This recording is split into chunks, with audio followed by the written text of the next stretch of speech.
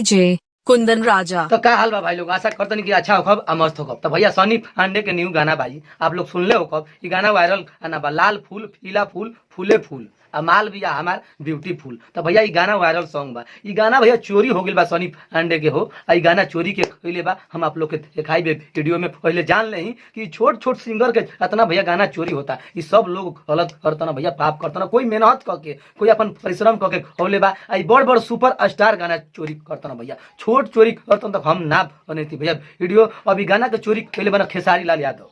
अब बताओ खेसारी लाल यादव जब छोट सिंगर के चोरी और यहाँ तो भैया उतना सुपर स्टार रटाला से फायदा का बा।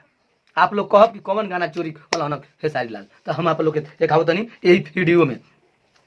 देवी सॉन्ग आइल बा उनकर आ फूले फूल पर निकले बा ना, तो राइट साइड में देखी जाए। लाल फूल पीला फूल फूले फूल, क्या बोला तूने?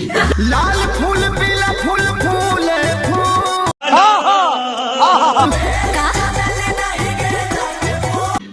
समझ रहे हो?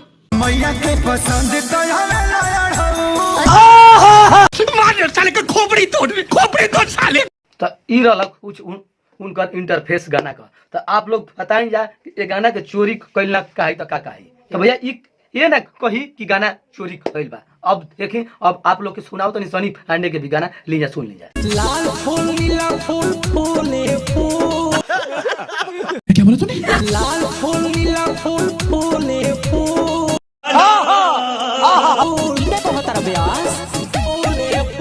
कोई बात नहीं, हम तो चूतिए। माल हमर बिया वेरी ब्यूटीफुल। मजा आया।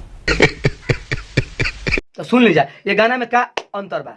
गाना चोरी ना आई तो का आई। तो भाई लोग बड़ बड़ जब स्टार हैसन सैसन गाना के चोरी करी तो भाई लोग हमके अच्छा के लागत तो ऐसा मत रजा। छोट सिंगर के भी ऊपर उठे दजा भैया। जब ओकरे गाना छोड़ा के गा देब तो तोहार गाना सरलो रही फदलो रही तो भैया तोहार गाना चल जाई। मगर एहनी का भैया ये अपन परिश्रम कह के भाई लोग ऊपर होता रह आ तोहन लोग गाना चुरा के गा देता रह भैया अच्छा नहीं के। तोहन लोग के बड़ा बड़ा गीतकार बना हो, बड़ा बड़ा तोहन लोग के प्रदूषण बना डायरेक्टर बना, अपन गाना तैयार करके भैया आवाजा चोरी मत रजा। हम तो ये कह भैया, हम ये कब, हम तो हम लोग के अच्छा ना कह भैया। इतना परिश्रम से सनी पांडे गाना निकल रहा वीडियो में। मैंने इतना परिश्रम भाई लोग करते हुए माने कि आप लोग के गाना इतना अच्छा लेके आई ना, मगर इनका गाना जब चोरी होके लागल तो भाई का थोड़ा सा दिल कम हो गया। तो कहना ना कि कोई गाना हमारे चोरी करी, हमारे दिल का क्षमता ना चोरी करी। तो भाई छोट सिंगर के अंदर हिल बा भैया, बड़ सिंगर के अंदर नहीं के वो चोरिए करेगा फेरा माना उनका कहें अब गने नहीं खेरा अगले से ना छोड़ा के अब तो ना भैया। तो अगर वीडियो भैया अच्छा लागल बा तो लाइक के शेयर कर दीजिए, चैनल के सब्सक्राइब कर दीजिए और फेसबुक पेज पर आइए तो फॉलो कर दीजिए भैया। हम ये कब मिला तो नहीं फिर कौन ऐसा दूसर के वीडियो लेके, तब तक के लिए नमस्कार प्रणाम धन्यवाद।